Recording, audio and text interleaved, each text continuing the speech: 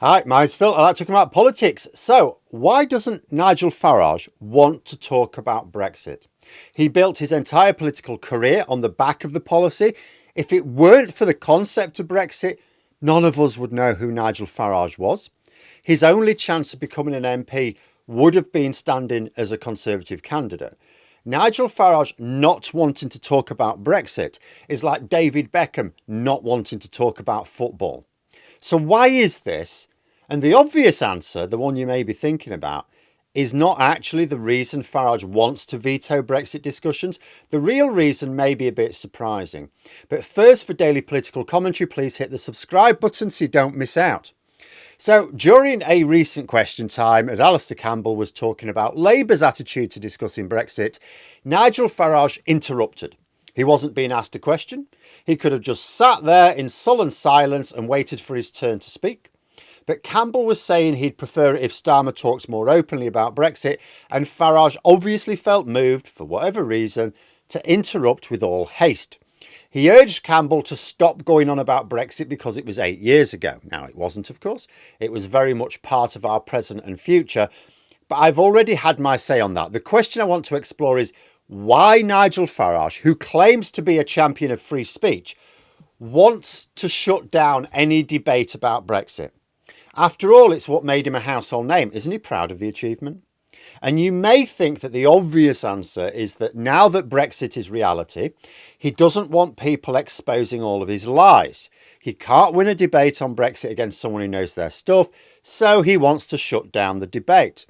Only not as simple as that. After all, as I say, during the question time debate, Campbell was just talking. He wasn't asking Farage to comment. There was no obvious risk of Nigel Farage being asked to defend Brexit on that occasion. So why did he interrupt?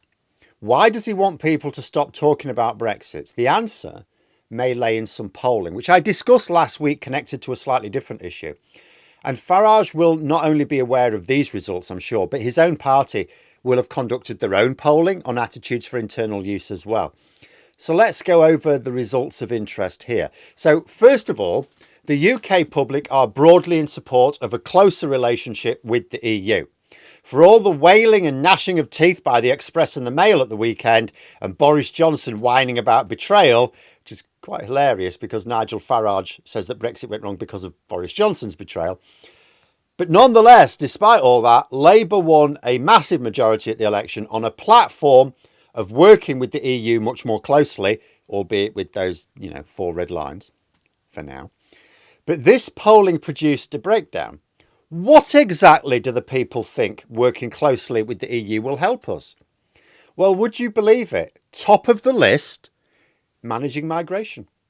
58% of people think that managing migration efficiently will be best achieved if the UK and the EU work more closely together, to only 18% thinking we can manage it on our own. I'm sure this has something to do with the net migration massively increasing since Brexit, because it's not the most intuitive reason to work with the EU for most members of the public, I would argue. In fact, according to this poll, there are more people in Britain who think working with the EU is a good way to manage migration than strengthen our security, tackle climate change, or boost the economy, which are much more obvious reasons. Because although Farage might want to stop talking about Brexit, he will never want to stop talking about migration. There really is nothing left for him if he has to call time on that debate. But that wasn't the only interesting result of this polling. On the subject of whether the government should prioritise the United States or the European Union in the wake of Trump's election, 50% of people said the EU, only 17% said the USA. On the subject of whether leaving the EU was good or bad for the UK, 50% think bad, 11% think good. You can start to see why Farage wants to stop people talking about Brexit, because his next task in politics is to ramp up support for Reform UK to the point where they can win significantly more seats at the next election. Like 25 seats, it would be considered a really good result for Nigel Farage. It actually might be quite funny. So at the next election, Farage and Reform UK are claiming, by the way, they're going to win that next election. And yet, if they did win 25 seats, that would be a humiliating tragedy for any party with ambitions to govern, but he'll still be crowing like he's just won the presidency of the world. But in order to do this, he needs to reach across to a wider pool of voter. He can't just retreat into his core support. It's too small. Only 11% think Brexit has been good for the UK. 50% think a relationship with the EU is most important for British jobs. 55% think that the UK-EU relationship should become closer, to only 10% thinking more distant. The pool of voters who are aligned with Farage's position on Brexit is simply too small to achieve his aims. And there's another factor that I think is relevant as well. See, my expectations of how the Brexit debate was going to go after it became a reality were dealt a bit of a savage blow in 2021, I don't mind admitting, when I heard from people within Labour who'd been canvassing a lot around like red wall areas. People on the doorstep felt that Brexit had been done. It was no longer an issue that should be part of a national debate or would factor into their voting habits. That's a problem for people like me, because although most clearly want a closer relationship with the EU and a lot would like to rejoin, the issue, if it's not a vote, it's not going to be an issue that determines those people's votes. It's like, well, where's the impetus to make it happen? You know, people are just not basing their votes on wanting to rejoin the EU right now. So what Labour need to do is deal with the issue quietly without triggering the toxic rows which the Tories kept pushing. But the same is true as Farage. He's achieved his rotten Brexit. It's not like the basic concept under immediate threat. Despite the Express constantly warning that Starmer's going to rejoin the EU the second they turn their back to go for a piss, it's not actually going to be happening. So the strategic situation for Farage is simple. People want a closer relationship with the EU. A majority believe that Brexit has made immigration worse, and working more closely with the EU will make it better. They also think working more closely with the EU will be better for British jobs. 47% believe strongly that we should have a closer relationship with the EU, to just 8% feeling strongly that it should be more distant. In fact, it's only 13% feeling strongly that Brexit should remain as it is. So in terms of people who feel strongly about the issues, which itself is a majority, on this issue, 47% feel strongly we should move close to the EU, to 21% feeling strongly that we should not.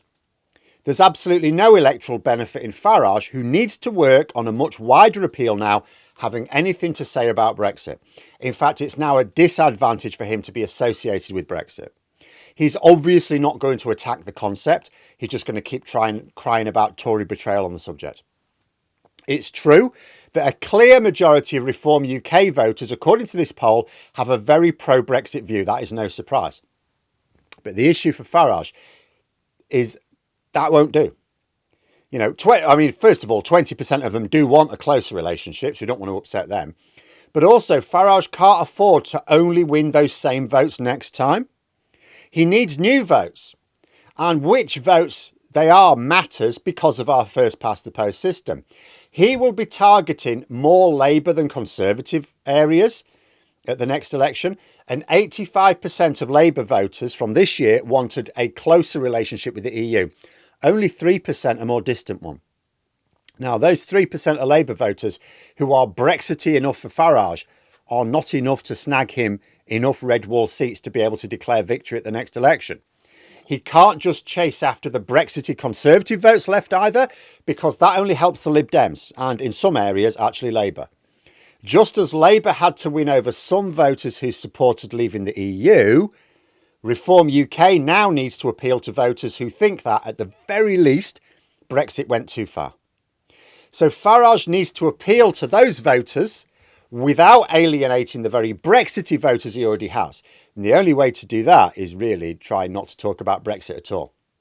That is probably the most likely reason for his attempt to shoot Campbell down. It's not that he fears being scrutinised about Brexit. He's got his prepared lines about it being messed up by the Conservatives. That's easy. You can just say that to everything. It would have been marvellous. Conservatives messed it up. Now, the real reason is because he would prefer it if voters didn't associate him with Brexit at all, because the voters he wants don't really like it. But there we are. Those are my thoughts. Let me know yours in the comments below. If you've enjoyed the video, please click the like button and subscribe for further content. If you'd like to support the channel further, you can click the join button for memberships. Thanks for watching, and until next time, I'll see you later.